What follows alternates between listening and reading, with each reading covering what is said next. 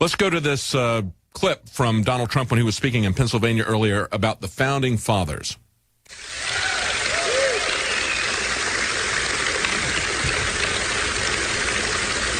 Our Founding Fathers understood trade much better than our current politicians, believe me. George Washington said that the promotion of domestic manufacturing will be among the first consequences to flow from an energetic government. Alexander Hamilton spoke frequently of the expediency of encouraging manufacturing in the United States.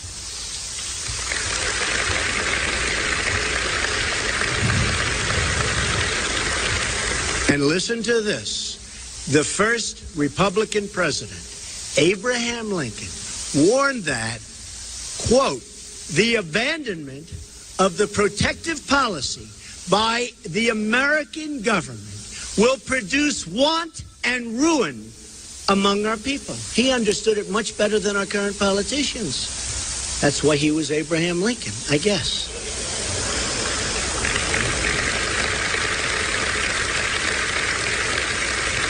Our original Constitution did not even have an income tax. Instead, it had tariffs, emphasizing taxation of foreign, not domestic, production.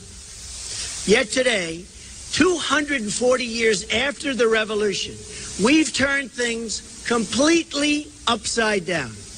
We tax and regulate and restrict our companies to death, and then we allow foreign countries that cheat to export their goods to us tax-free. How stupid is this? How could it happen? How stupid is this? As a result, we have become more dependent on foreign countries than ever before. Ladies and gentlemen, it's time to declare our economic independence once again. That means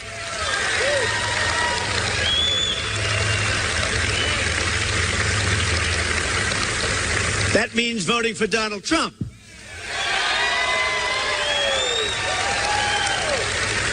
I'll do it. No doubt about it. Not even a little doubt. It also means reversing two of the worst legacies of the Clinton years. America has lost nearly 1/3 of its manufacturing jobs since 1997. Even as the country has increased its population, think of this, by 50 million people. At the center of this catastrophe are two trade deals pushed by Bill and Hillary Clinton. First, the North American Free Trade Agreement, or the disaster called NAFTA. Second, China's entry into the World Trade Organization. NAFTA was the worst trade deal in the history. It's like the history of this country. And Hillary Clinton, who backed that terrible, terrible agreement. Then, as Secretary of State, Hillary Clinton stood by idly while China cheated on its currency, added another $1 trillion to our trade deficits, and stole hundreds of billions of dollars in our intellectual property.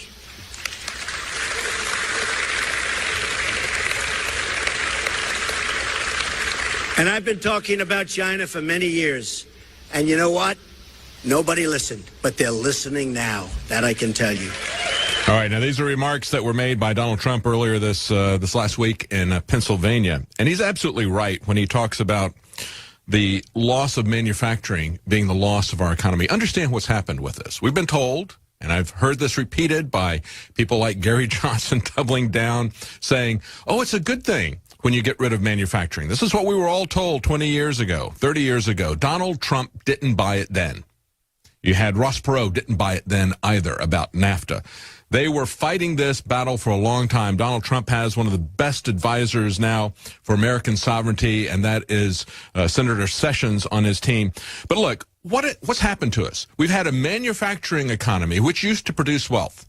That has been moved offshore. And we're told, don't worry about it. They're making cheap stuff for you. Just enjoy the cheap stuff that's coming in. And enjoy your nice, clean service jobs. How's that service economy working out for you? Well, see, even the service economy is disappearing, isn't it? It's going down into a gig economy. You know, like working for Uber. And Gary Johnson, we got a report up today on Infowars.com where he says, Trump is a racist. No, that's original, isn't it? I guess that'll really get you a lot of traction, won't it, Gary?